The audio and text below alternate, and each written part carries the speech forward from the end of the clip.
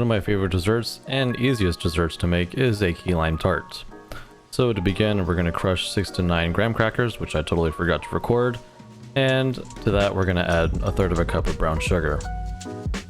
Next, we're going to add 6 tablespoons of unsalted melted butter, and using a fork, we're going to mix that together.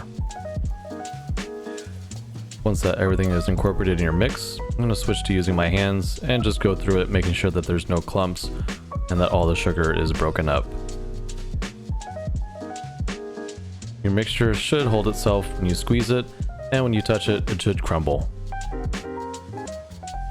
Now I totally do not have any sort of pie tin or pan whatsoever, so I'm going to be using this glass baking dish. I'm going to spray it down with some non-stick spray. And I'm going to grab my graham cracker mix, and I'm placing about 1 1/3 cup of the mix into the baking dish. Once you've done so, use your measuring cup, spread it around evenly, and then you're going to smash down your graham cracker mix.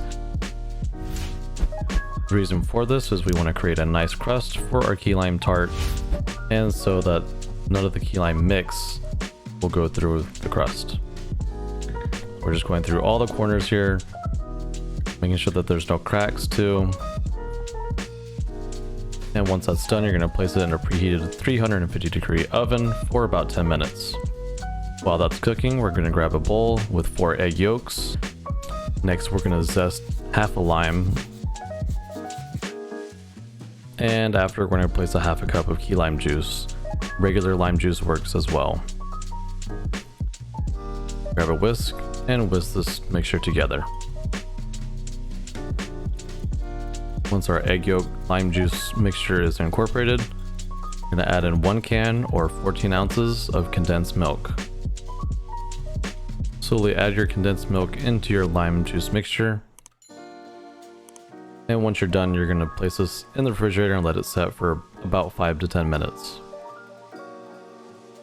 Now that our 10 minutes is up for our pie crust, I'm going to let that rest on a wire rack and let it come to room temperature. Once our crust has reached room temperature and our key lime mix has thickened up slightly in the refrigerator, we can go ahead and place that into our baking dish. And using a spatula, we're going to make sure that everything is even and all the corners are covered. Grab a towel and you're going to gently hit our baking dish against the towel just to make sure that there's no air bubbles inside our mix. Then we're going to place this back into our 350-degree oven and cook for about 15 to 17 minutes. Once our key lime tart is done, it should still be kind of jiggly, and let it come to room temperature. Cover your key lime tart and place it in the refrigerator for a minimum of 3 hours. Overnight is better. And once that's set, you may now enjoy your beautiful key lime tart. Thank you so much for watching. Take care of yourself and be well. I'm gonna go eat my key lime tart.